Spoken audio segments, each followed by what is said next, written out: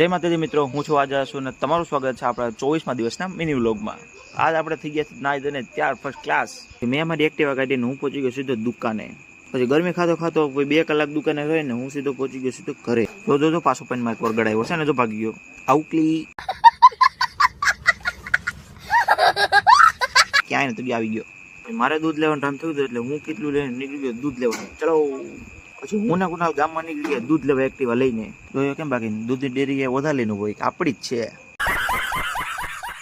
પછી ઘરે આવીને જોઈએ ત્યાં ભણેશ્વરી થોડું ભણતા હતા કે મારો વિડીયો લઈ લાલી કે થોડો કે હું ભણતો એવું આવી જવું કે હાલે।